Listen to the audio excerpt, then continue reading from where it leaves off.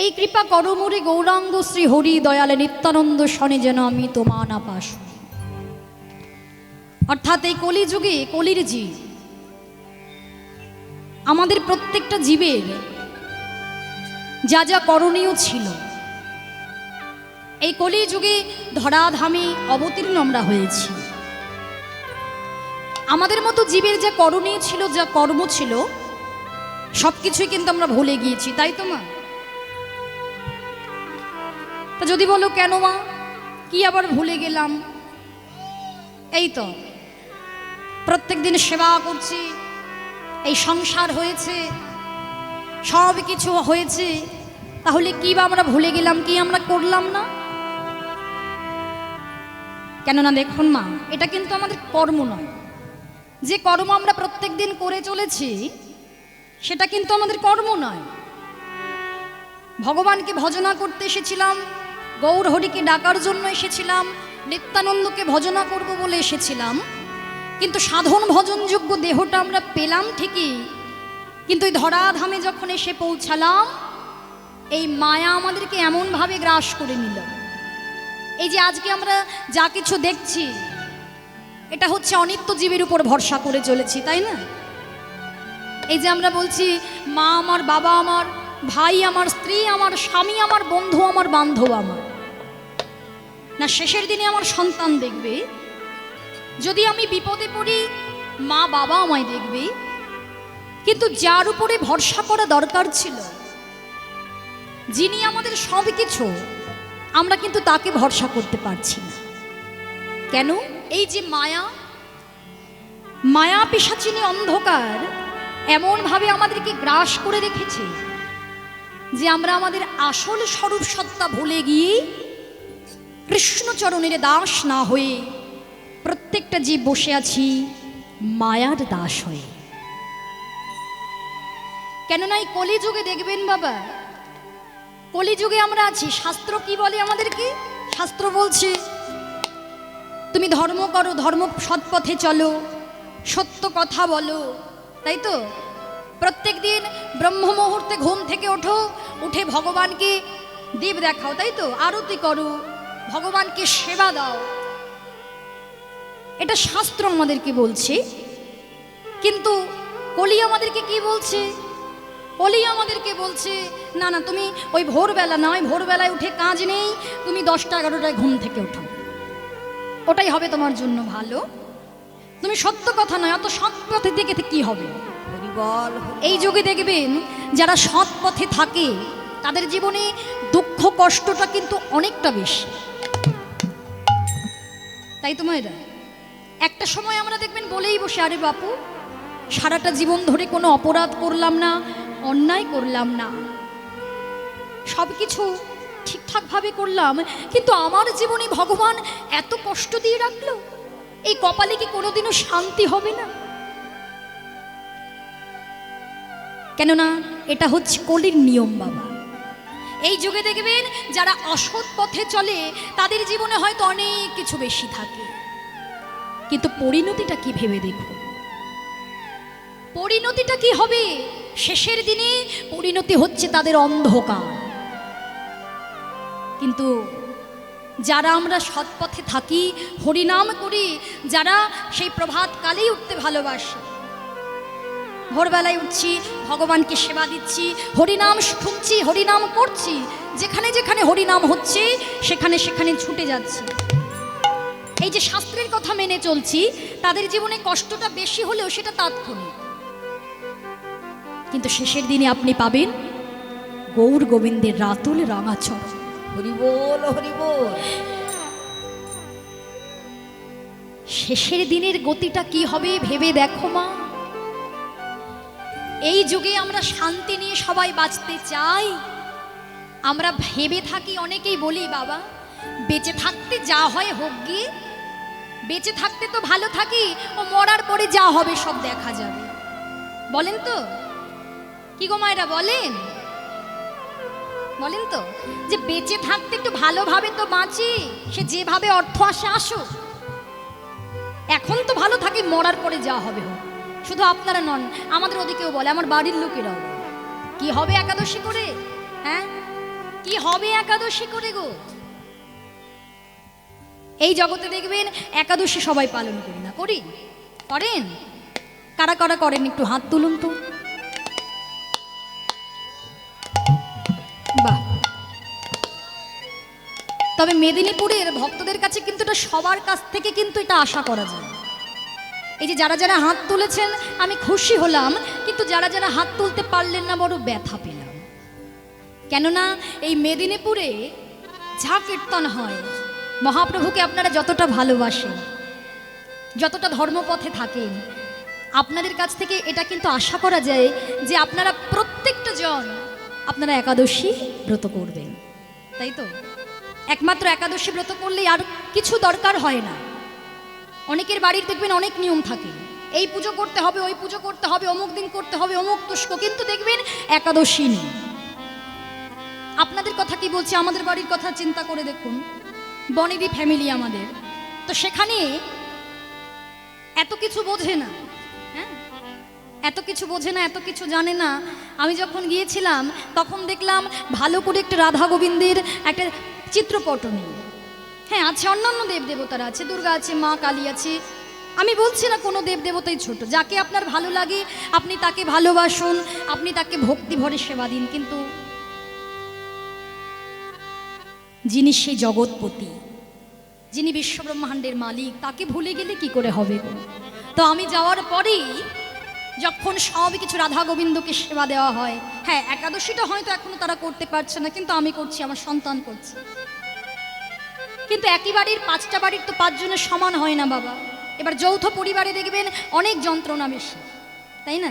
ওই যে বললাম, এমন প্রভাব, যদি তুমি ভালো পথে থাকো তাহলে বলবে আরে বাবা এইটুখানি বয়স থেকে দেখো একাদশী শুরু করে দিচ্ছে, আরে বাবা এখন বয়স কোথায়, এখনই নাম করার কি হলো, এখনই মালা পড়ার কি হলো, আর এখনই বা একাদশী করার কি হলো, সেটা বয়সকালে হবে,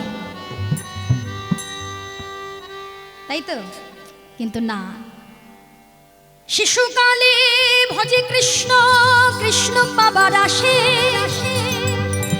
যৌবনে কালে ভজে কৃষ্ণ, কৃষ্ণ আসে কি না আসে, বৃদ্ধা কালে ভজে কৃষ্ণ, ওই জমের তর আসে।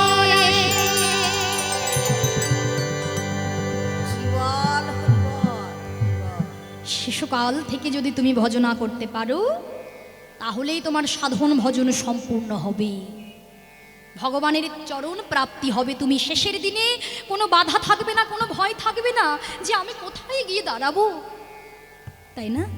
এই জন্যই কলিযুগে চৈতন্য মহাপ্রভু নিয়ে এসেছেন সুধামাখা হরিনাম, যে চৈতন্য মহাপ্রভুকে বাদ দিয়ে কিছু হয় না, তাই তো বাবা? গৌরাঙ্গ মহাপ্রভু এসেছেন বলেই আমরা ধন্য। মহাপ্রভু যদি না আসতো এই কলির জীব কিন্তু উদ্ধার হতো না। তাই দেখি সবাই মিলে একটু দুটি বাহু তুলি, আমরা একত্রিত হয়ে বলবো একবার গৌর ভজ, গৌর ভজ, তোমরা গৌর গুণধাম। কি হাতগুলো উঠেছে সবার?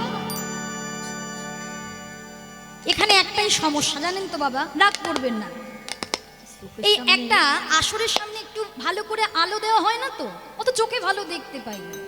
হ্যাঁ দেখতে পাই না যে কারা হাত তুলেছে কারা হাত তোলেনি, যদিও বা আমায় ফাঁকি দিয়ে তো কিছু হবে না, ফাঁকি দিলে তো তাকেই ফাঁকে পড়তে হবে, তবুও ভালো লাগে জানেন যদি হাতগুলো দেখা যায়। হ্যাঁ ভজন করছে, সাধন করছে, সার্থক হবে, আমারও আশা তাদেরও আশা।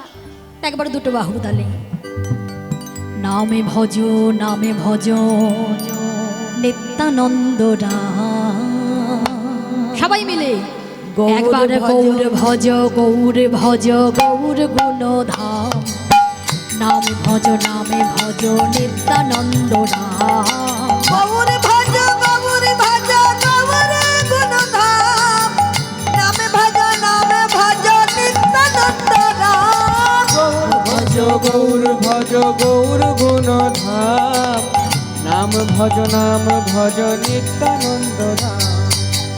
কি যারা দাঁড়িয়েছেন করা কি বারণ আছে? দাঁড়িয়েও কিন্তু ভজনা করা যায়। হ্যাঁ ভগবানকে ডাকতে গেলে, কলিযুগের ভগবান তো পায়াস নির্দিষ্ট কিন্তু সময় দিনকাল পাত্র কিচ্ছু দরকার হয় না, একটু ভক্তি ভরে গৌর ভজ গৌর ভজ গৌর গুণধাম, নাম ভজ নামে ভজ নিত্যানন্দ রাম। গৌর ভজ গৌর ভজ গৌর গুণধাম, নাম ভজ নিত্যানন্দ রাম। নিত্যানন্দ নিত্যানন্দ, যার কৃপাতে মেলে গৌরাঙ্গ। নিত্যানন্দ নিত্যানন্দ, যার কৃপাতে পেলে গৌরাঙ্গ। নিত্যানন্দ নিত্যানন্দ, যার কৃপাতে মেলে গৌরাঙ্গ। নিত্যানন্দ নিত্যানন্দ, যার কৃপাতে পেলে গৌরাঙ্গ। গৌর ভজ নিতাই ভজ। ওই চাদরের তলায় হাত গরম করে কিচ্ছু হবে না। হ্যাঁ, ঠান্ডা পড়েছে না রে? তাহলে আমিও একটা চাদর নিয়ে আসি, তাহলে আমিও চাদরের ভেতরে একটু হরিনাম করে আমিও বাবা বাড়ি চলে গেলে আমিও বাঁচব। কি গো ও মাইরা, কষ্ট হচ্ছে? একটা দিনের জন্য কষ্ট দিতে এসেছে গো। হ্যাঁ, একটু ভালো করে জোরে জোরে দেখো, এখন যত শরীরে আরাম দিই আমরা তত ব্যারাম হয় জানো তো। শিলনোড়ার বদলে মিক্সি চলে এসছে, ব্যারাম, তাই তো? এখন পাখার হাওয়াতেও হাওয়া হয় না, এসি। যত আরাম শরীরে তত ব্যারাম। একটু জোরে জোরে করতালি দিতে হয়, কেমন? সবাই মিলে নিত্যানন্দ নিত্যানন্দ, যার কৃপাতে মেলে গৌরাঙ্গ। নিত্যানন্দ নিত্যানন্দ, যার কৃপাতে পেলে গৌরাঙ্গ। নিত্যানন্দ নিত্যানন্দ, যার কৃপাতে হয় আনন্দ। গৌর ভজ গৌর ভজ গৌর গুণধাম, নাম ভজ নামে ভজ নিত্যানন্দ রাম। গৌর ভজ গৌর ভজ গৌর ভজ ধাম, নাম ভজ নিত্যানন্দ রাম। একবার গৌর ভজ গৌর ভজ গৌর গুণধাম, নাম ভজ নামে ভজ নিত্যানন্দ রাম। হরি হরি গৌর গুণধাম, নাম ভজ নাম ভজ নিত্যানন্দ নাম। গৌর ভজ গৌর ভজ গৌর গুণধাম, নাম ভজ নাম ভজ নিত্যানন্দ নাম। সবাই মিলে বলো, আমার গৌর সুন্দর কি জয়। আমার নিতাই চাঁদ কি, সকল ভক্তগণ কি। হরি বল হরি। তাহলে সেই গৌরাঙ্গ মহাপ্রভু এলেন, নিতাই চাঁদ এলেন। তবে শাস্ত্র বললেন, মহাপ্রভুর যদি কৃপা পেতে চাও তাহলে আগে ধরো নিতাইয়ের পায়, মানে নিতাই চাঁদকে আগে ভজনা করো। নিতাই চাঁদকে না ভজনা করলে গৌর প্রেম কখনো পাওয়া যাবে না। তাহলে দেখুন মা, গৌরাঙ্গ মহাপ্রভু নবদ্বীপে অবতীর্ণ হলেন আর এসে কত লীলা করে গেলেন, তাই না?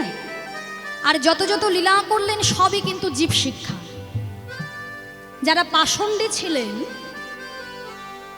তাদেরকেও যেমন হরিনাম দিয়েছে, যারা নিতে চেয়েছে তাদেরকেও দিয়েছে, যারা নিতে চায়নি তাদেরকেও হরিনাম দিয়েছে।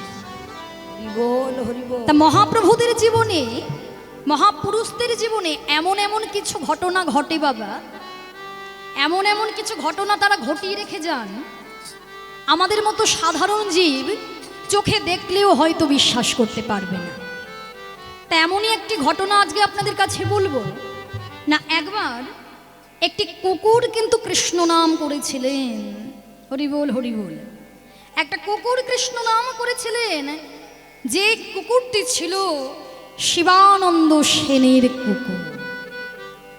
অর্থাৎ মহাপ্রভুর যে পার্ষদ ছিলেন শিবানন্দ সেন, সেই মহাপ্রভুর একজন পার্ষদ সেই শিবানন্দ সেন একবার যখন মহাপ্রভু রয়েছেন পুরীধামে, তা ভক্তগণকে সঙ্গে লই যখন পুরীধামে যাবে শিবানন্দ সেন, সবার আগে পৌঁছে গিয়েছিল ওই কুকুরটি কেমনভাবে জানেন না? যখন আলোচনা হলো যে মহাপ্রভুর কাছে পুরী ধামে যাবেন, ঠিক এমন সময় কি হয়েছে না, কুকুরটি এই কথা শ্রবণ করা মাত্র ওই শিবানন্দর পাশে, চরণের পাশে একেবারে লুটোপুটি খাচ্ছে, একেবারে যেমন গড়াগড়ি দেয়, একেবারে লুটিয়ে লুটিয়ে পড়ছে।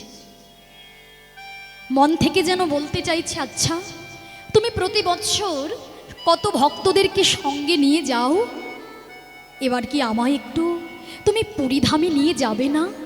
একবার কি মহাপ্রভুর কাছে নিয়ে যাবে না? শিবানন্দ সেন তো ভক্ত মানুষ বাবা, সে ওই কুকুরটির মনের ভাব বুঝতে পেরে ওই কুকুরটিকে সঙ্গে নিয়ে গেলেন পুরী ধামে। তা যখন যেতে যেতে চলেছে, যাচ্ছে, আর এদিকে যত ভক্তগণ আছে না, ব্রাহ্মণ বৈষ্ণব সমাজ, তারা না একটু দূরে দূরে চলেছে। কেন বলো তো? হ্যাঁ, আগেকার দিনে দেখো, এখনকার দিনে দেখবেন অনেকের বাড়িতে, প্রায় অধিকাংশ বাড়িতে যেমন কুকুরকে পোষা হচ্ছে, তাই তো? এটা খারাপ জিনিস নয়, আমি খারাপ জিনিস বলবো না। কেননা মানুষ তোমার সাথে বেইমানি করলেও তাকে যদি তুমি ভালোবাসতে পারো, সে কিন্তু তোমার জন্য জীবনটা দিয়ে দিতে পারে। তা সেই এখনকার দিনে যেমন আমরা কুকুর গাড়িতে নিয়ে যাই, কুকুর ঘরে থাকে, একই বিছানায় ঘুমায়, একই সঙ্গে হয়তো খাচ্ছে, আগেকার দিনে কিন্তু এই ব্যাপারটি অতটা প্রচলিত ছিল না। আগেকার দিনে যে বা যারা কুকুরকে ছুঁয়ে ফেলতো তাদেরকেই কিন্তু স্নান করতে হতো। হরি বল, স্নান করতে হতো। কেননা দেখুন, ওই রাস্তার কুকুররা যে সমস্ত খাবার খায়, ছি ছি ছি ছি, ওই কুকুরকে ধরলে স্নান করতে হতো। তো এবার শিবানন্দ সেন কুকুরকে নিয়ে চলেছে, আর ব্রাহ্মণ বৈষ্ণব সমাজ একটু দূরে দূরে চলেছে। কিন্তু এবার যখন চলে এলো মহানদীর কাছে, মানে নদী পারাপার হতে হবে, এবার নদী পারাপার করতে গিয়ে কি হলো, এবার মনে মনে চিন্তা করছে, সর্বনাশ, এবার কি হবে? এবার কুকুরকে পার করা হবে কি করে? তা নৌকার মধ্যে যিনি বসেছিলেন সেই লোকটি বলে উঠলেন, সবকো পার করিবে কিন্তু কুকুরকে পার করিবি না। মানে সবাইকে পার করব, কিন্তু ওই কুকুরকে পার করা যাবে না।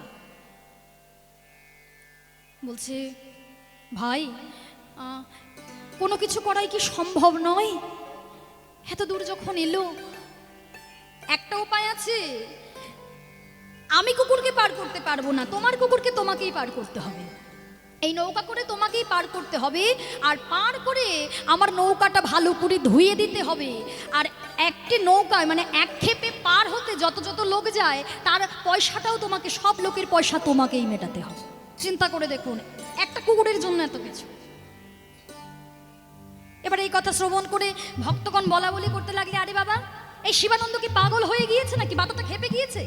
হ্যাঁ, এ কি একেবারে পাগল হয়ে গেল? আরে বাবা, আরে বাবা, ছাড়ো না কুকুরটা, কুকুরটা ছেড়ে দাও না। বলছে না, এত দূর এলো, শুধুমাত্র এই মহানদীর জন্য সে আটকে যাবে? যা ভালো বোঝো, যা ভালো বোঝো করো। এই বলে কুকুরটাকে পার করানো হলো। সব শর্ত মেনে নিয়ে যখন পার করালো, ওপারে গিয়ে ব্রাহ্মণ বৈষ্ণব সমাজ তো খুব রেগে গিয়েছে। কেননা মনে মনে চিন্তা করছে, দেখো দেখি এই কুকুরের জন্য কত দেরি হয়ে গেল। 2 ঘন্টা আগে যেখানে পৌঁছে যেতে পারতাম, এখন এই 2 ঘন্টা দেরি হয়ে গেল। এই সবাই যখন এত কথা শোনাচ্ছে শিবানন্দ সেনকে, এত রাগ হচ্ছে সবার, কুকুরটা বুঝতে পারলো যে শুধুমাত্র আমার জন্য শিবানন্দকে এত কথা শুনতে হচ্ছে। তাই কি করেছে জানো মা? কুকুরটা তাদের দল ছেড়ে একা একা জঙ্গলের মধ্য দিয়ে চলে যাচ্ছে। আহা, এবার যে জঙ্গলের মধ্য দিয়ে চলে যাচ্ছে, শিবানন্দ সেনের যে পার্ষদ ছিল না, আহা, শিবানন্দ সেনের সঙ্গে আরো যারা যারা ভক্ত ছিল, বলা বলি করতে লাগলো, শিক্ষা হয়েছে তো? হ্যাঁ, এইবার শিক্ষা হয়েছে। এই কুকুরের জন্য এত কিছু পারাপার করতে গিয়ে এই কুকুরটাকে পার করে দিলে, আরো চলে গেল তো, হারিয়ে গেল তো তোমার কুকুর। আরে বাবা, যাতে তো কুকুর, ও তোর মানুষ নয়। নিশ্চয়ই মনে হয় পথে যেতে যেতে কোনো বিয়ে বাড়ির গন্ধ পেয়েছে, ওই বিয়ে বাড়ির খাবারের গন্ধে ওখানেই দাঁড়িয়ে পড়েছে। হ্যাঁ, ও কি আর মানুষ? তুমি কি ভাবছো ও মহাপ্রভুর জন্য চলেছে? না, ও খাবার পাচ্ছে বলেও চলেছে। ওই বিয়ে বাড়ির গন্ধে ওখানেই দাঁড়িয়ে গিয়েছে, সবাই যা তা কথা বলছে শিবানন্দ সেনকে, কিন্তু শিবানন্দ সেন চুপ করে চলে যাচ্ছে। কিন্তু দেখো বাবা, সেই কুকুরটি জঙ্গলের মধ্য দিয়ে যাচ্ছে। মহাপ্রভু ছিলেন সেই গম্ভীরায় রায় রামানন্দ শনে, হেন কালে সেই কুকুর কইল আগমনে। সেই কুকুরটা আগে এসে দাঁড়ালো, ভক্তগণ সব পেছনে আছে। দেখো, চিন্তা করে দেখো, এত ভক্তি তার, জঙ্গলের মধ্য দিয়ে প্রবেশ করে সেই কুকুর সবার আগে এসে দাঁড়ালো। যেই না আগে এসে দাঁড়িয়েছে, সবাই বলে উঠলেন, আরে এ কি, আরে কুকুর এসে গেছে, কুকুর এসে গিয়েছে, মন্দিরে প্রবেশ করছে, ওকে বের করে দাও, ওকে বের করে দাও। কি হয়েছে বাবা? হরি বল, রাধেশ্যাম।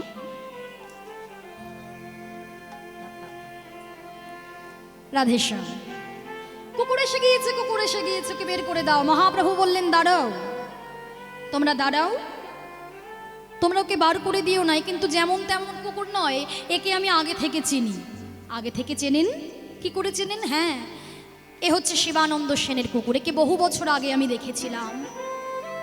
ও নিশ্চয়ই হয়তো সেদিন আমাকে দেখে ভালোবেসে ফেলেছিল, এর জন্য আমার জন্য ও বাংলা থেকে ছুটে এসেছে, সমস্ত ভক্তগণের সঙ্গে ছিল, নিশ্চয়ই কোনো কারণবশত ও সবার প্রথমে এসে আমার সামনে জানাচ্ছে যে ভক্তগণ সকলে আসছে। বাবা, তাহলে তো এ তো যেমন তেমন কুকুর নয়, এ যে ভক্ত চূড়ামণি, ওকে প্রসাদ দেওয়া হোক। মহাপ্রভু নিজে হাতে প্রসাদ নিয়ে এলেন। বাবা দেখো কতটা করুণা, কতটা কৃপা। মহাপ্রভু নিজে হাতে প্রসাদ নিয়ে এসেছেন। কার প্রসাদ? না, জগন্নাথ দেবের প্রসাদ। তা জগন্নাথ দেবের তো অনেক প্রসাদ হয়, তাই তো মায়েরা? তা জগন্নাথ দেবের যে প্রসাদটা নেওয়া হয়েছে সেটা হচ্ছে শুকনো নারকেল। ওই নারকেল ঘিয়ে ভেজে ওই শুকনো নারকেল মহাপ্রভু নিয়ে ওই খণ্ড খণ্ড করে যেই আকাশের দিকে ছুড়ে দিচ্ছে, একটু একটু করে উপরে ছড়ে দিচ্ছে, আর কুকুরটি লাভে দিয়ে দিয়ে সেটা খাচ্ছে। একটা একটা করে নারকেলের টুকরো ভাঙছে আর ছড়ে দিচ্ছে, কুকুরটা লাভ দিয়ে খাচ্ছে, যেমন হয় আর কি। আর সবাই ওই রঙ্গ দর্শন করছে। আর দর্শন করতে করতে এমন সময় সকল ভক্তগণ সঙ্গে লয়ে শিবানন্দ সেন আসছে। গৌর নাম গাইতে গাইতে, গৌর ভজ করতে করতে সবাই মিলে ছুটে আসছে।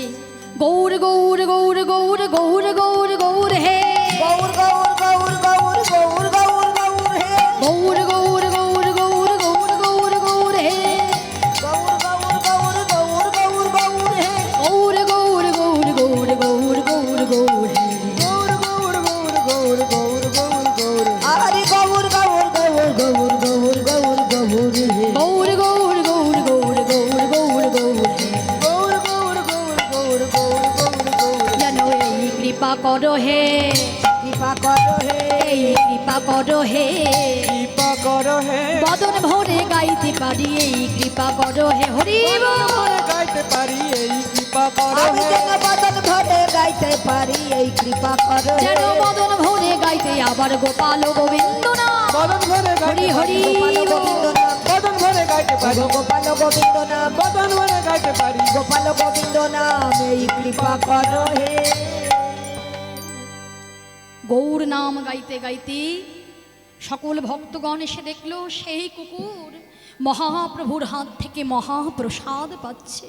হরি বল হরি বল, প্রসাদ পাচ্ছে জেনে সকলে মিলে শিবানন্দ সেনের চরণ দুটো জড়িয়ে ধরলো।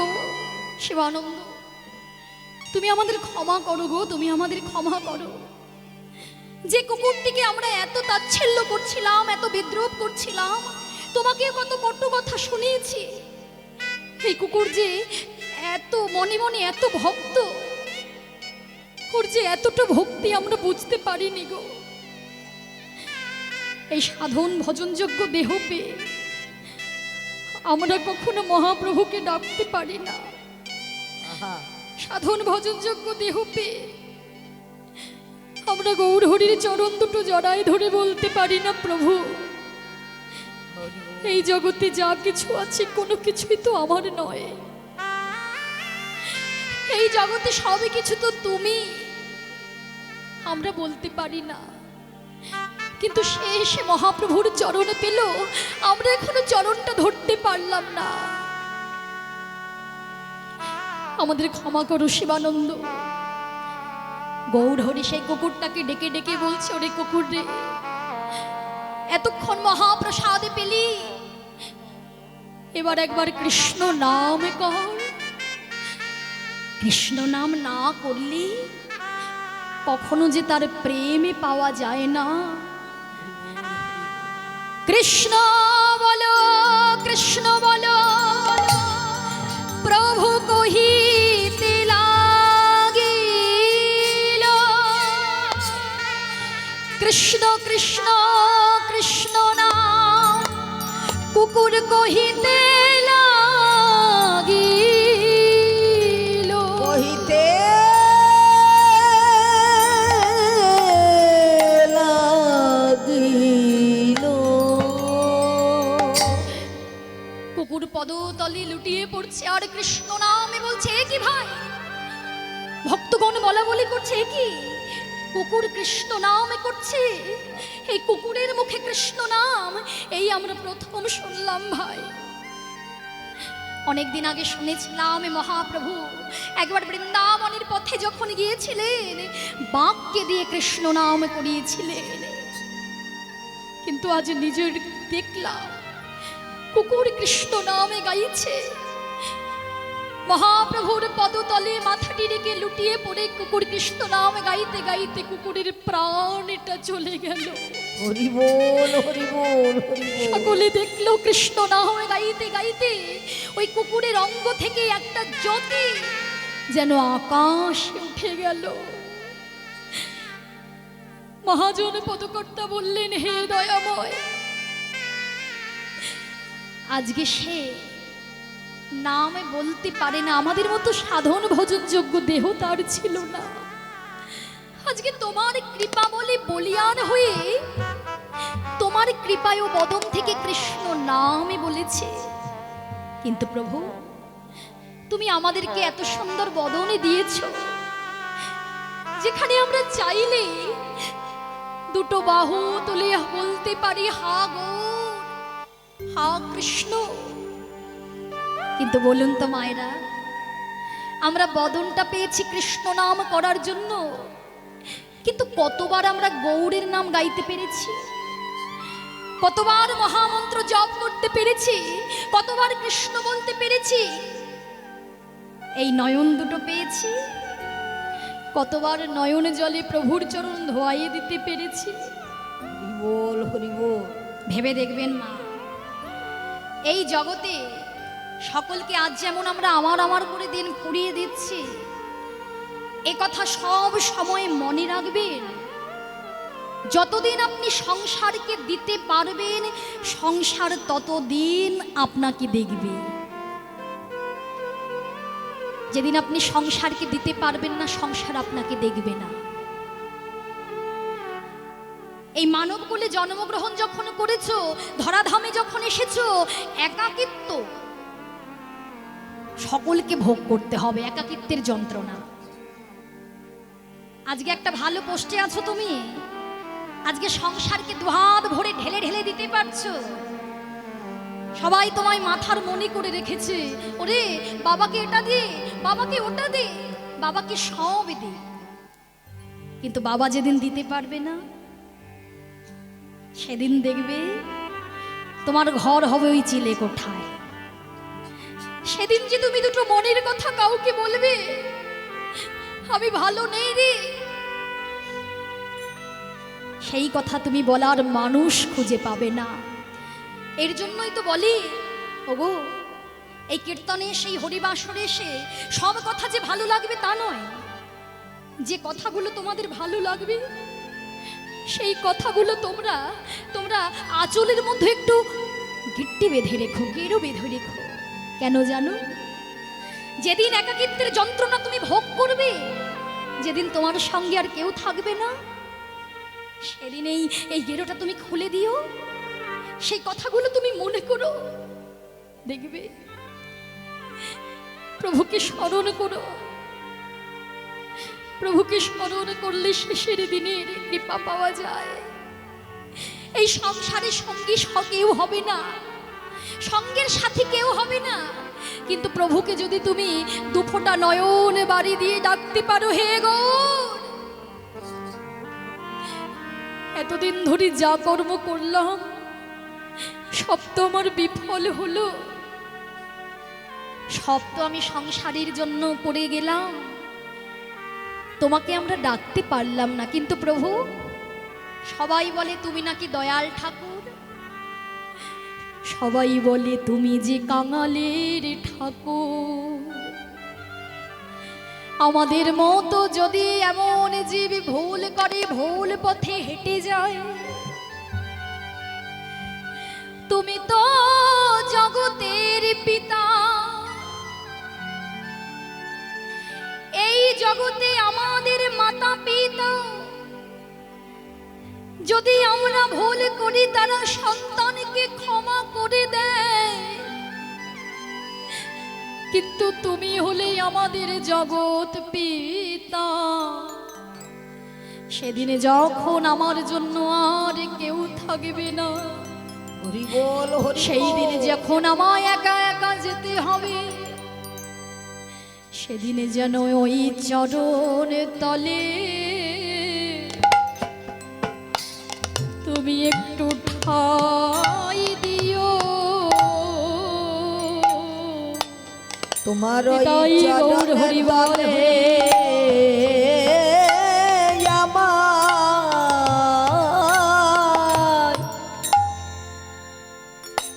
আমায় একটু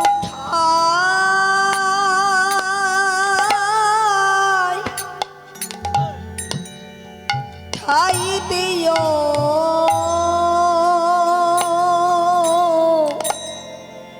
গৌর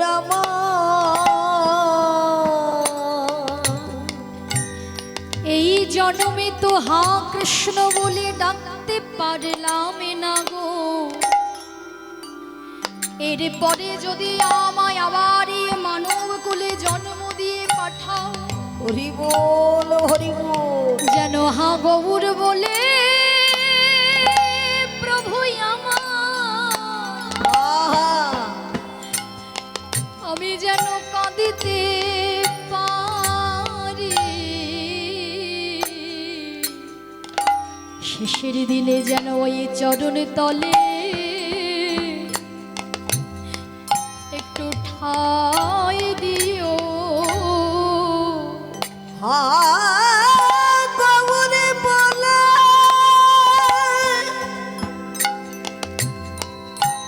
প্রভু গো,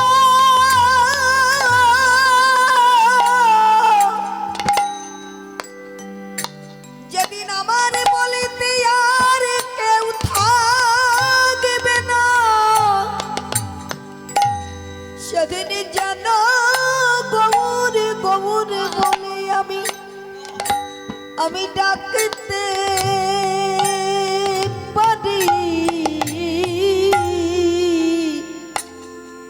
শেষের দিনে যেন গৌর গৌর বলে আমি কাঁদিতে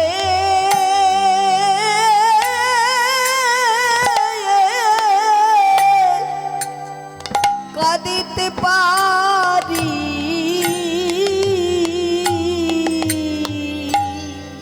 দেখো প্রভু, আমি যেন ভক্ত সঙ্গ, হরি বল, হরি বল। আমি যেন করিতে পারি, শুধু এই বাসনা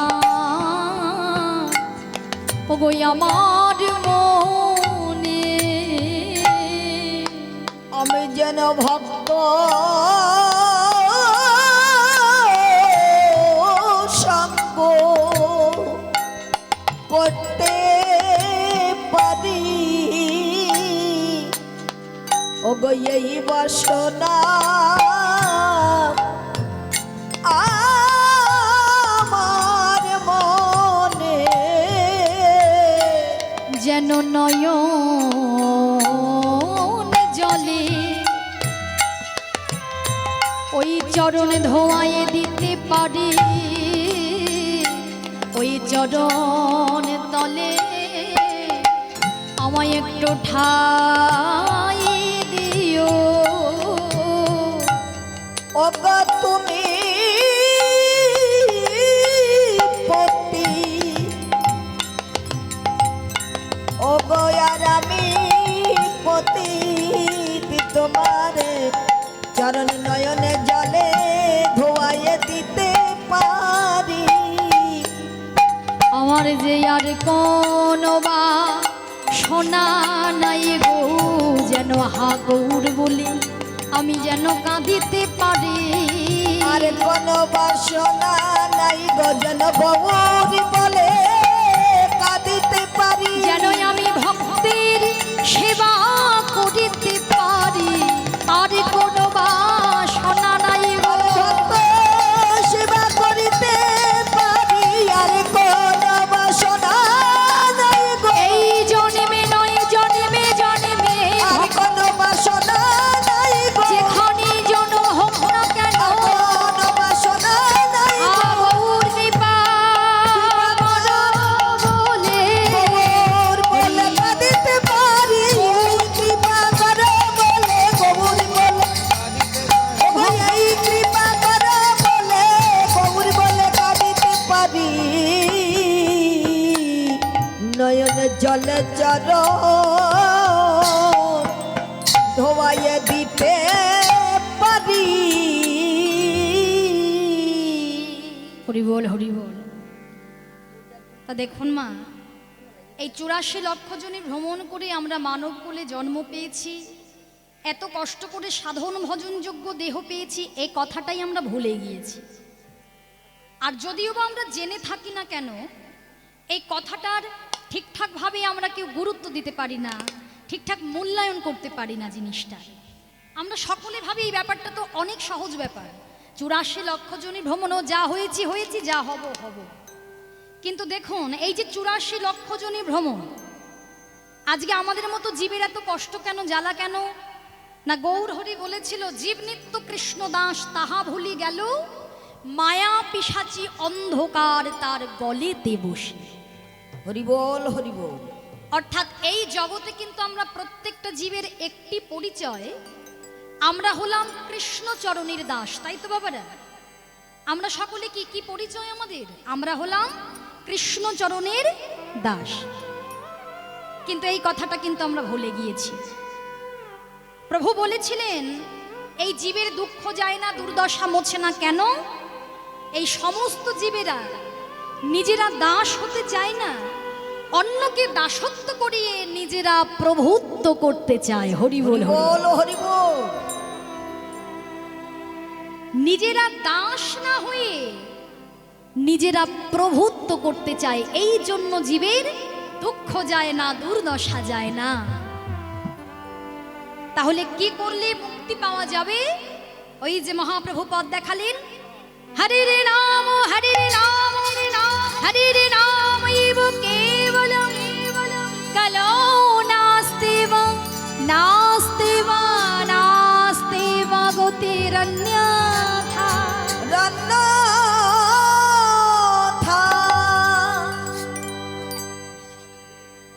অর্থাৎ এই কলি যুগে কি করলে ভগবানকে পাওয়া যাবে? মায়েরা বলো কি